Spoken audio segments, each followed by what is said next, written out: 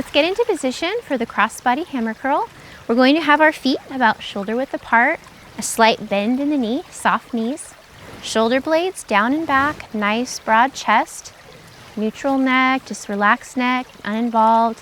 Draw the belly button gently into the spine. So remember, when we're doing these sorts of movements, we're not typically doing a super strong gripping of our core muscles. That actually kind of just causes too much tension in our body.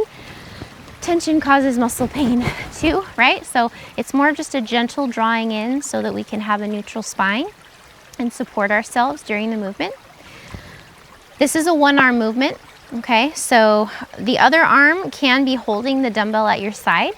In my case, so that I can demonstrate better, I'm not gonna have one here. The arm that's gonna be doing the work, you will have the dumbbell just hanging from your hand, your arm at your side, and your palm will be facing your hips, okay? So do you see how this is what's called a neutral forearm position?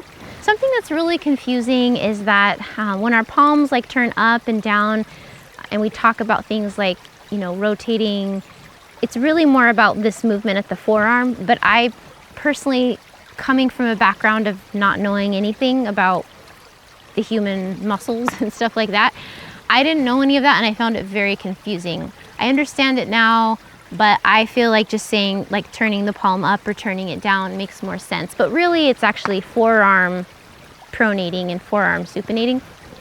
Am I losing you? Come back. Okay, let's stop talking about that. It doesn't even matter. All that matters is that you know to do the right thing, right? And why, what it achieves. So your hand is hanging down here at your side, your palm facing your hips.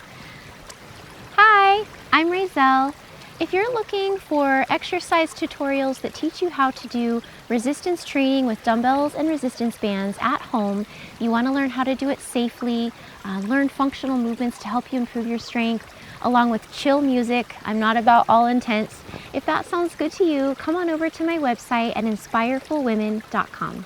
To do the movement, you're going to bend the elbow, and as you bend the elbow out to your front, it's going to kind of come up towards your chest. And you're gonna start rotating your palm downward, okay? So our palm starts rotating so that now it's facing the floor up here. And you're gonna basically squeeze as far as you can. And the dumbbell will kind of end up towards your mid-chest here. So it's kind of like the dumbbell's a little bit going in an arc, like a curve, kind of towards your other shoulder. Except it won't really end up at your shoulder because that's too far, right? It'll probably end up here mid-chest. But just so you know, it's not just kind of like a straight out thing. It's more of an arc curving up as you turn the palm and then squeeze at the top and then back down. And then the rotation is the same. The palm is down and then you start rotating the palm back to neutral so that your palm is facing your hips again, the side of your hip at the bottom, okay? So let me do just a couple more here for you. On the way up, you can do more of like a quicker half second, 1 second, and then 3 to 5 second lower, okay?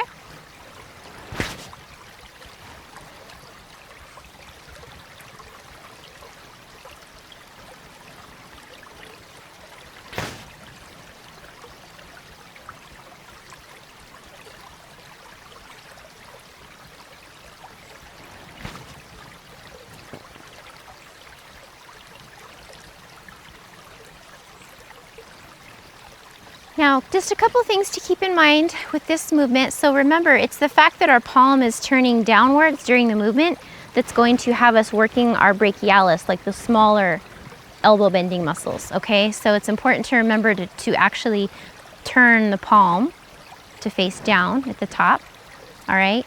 And then the other thing is, it's a little bit of an odd movement where you wanna make sure you're still keeping the shoulder joint here down and back. So keep that back. It's gonna be easy for that to kind of cave inward, okay? So think about that as well, keeping this back, okay?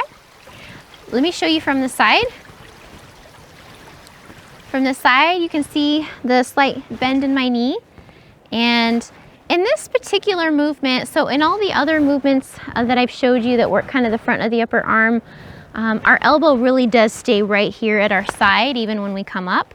But because this one's coming across our body, you'll notice if you look at the bottom of my elbow, that it does kind of move a little bit to my front, right? You see that? But overall, this part of my arm is pretty stationary. You just see it move. It just kind of moves a little bit to my front, and that's okay. You don't want there to be a bunch of excessive movement. But this is what this looks like.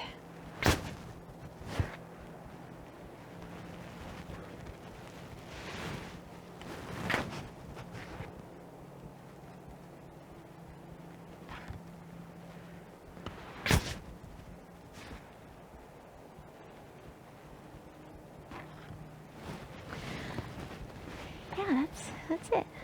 Thanks for being with me today, ladies.